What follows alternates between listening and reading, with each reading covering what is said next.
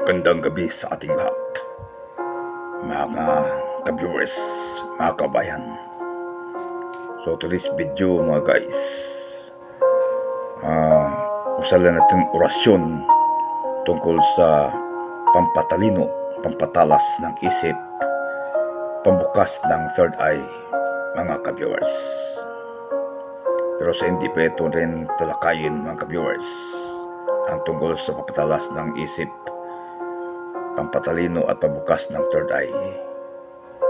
Don't forget to subscribe Tersos Creation Vlog, mga ka-viewers.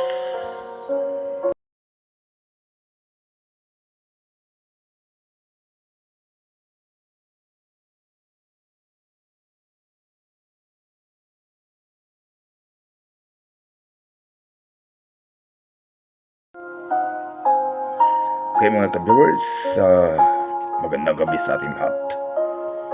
Itong orasyon na video mga ka-viewers at ipamalas na marami mga tao na hindi pa rin masyadong matalino sa mga panahon, mga kabataan,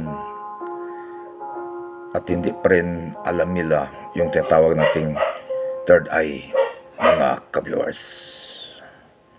So itong video nito ay nag-focus sa mga taong hindi pa rin matalino, hindi nakaalam sa anumang mga bagay. Mag-study, yung mga mag-aral, mag-study, pero hindi isa-isip, mapaloob ang kanilang pinag-aralan, mga ka-viewers. Lalo na sa mga computer o iba pang pag-study ng mga kabataan o mga malaki na mga tao ay hindi pa malas ang kayang katalinuhan.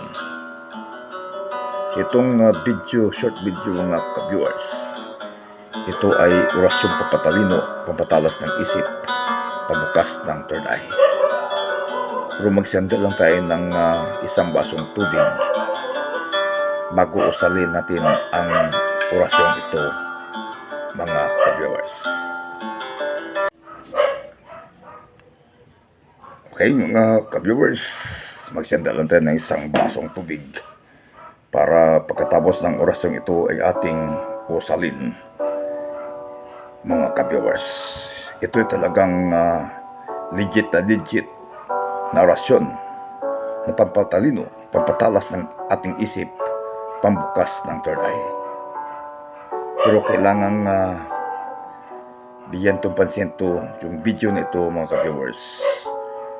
So isambit lang natin ito ng 3 beses, itong orasyon ito, at talagang mabisang-bisa ito na kahit hindi tayo masyadong matalino, hindi masyadong matalas ang isip, at magkaroon din ng pagbukas ng third eye, ay talagang may sa katuparan na ito, mga ka-viewers. So sana subayin mo ako itong tinatawag nating orasyong pampatalino, pampatalas ng isip, pambukas ng third eye. Narito na, mga ka-viewers. Magsiyanda na.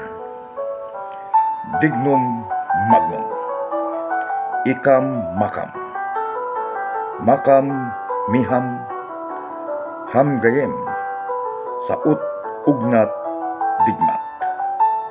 Ang kapangyarihan ng isip ko ay maipamalas. Awum. Dignum magnum, ikam makam, makam miham, ham gayem, saot ugnat digmat. Ang kapangyarihan isip ko ay malas. Awam. Ito lang mga ka-viewers. Maraming salamat sa panonood.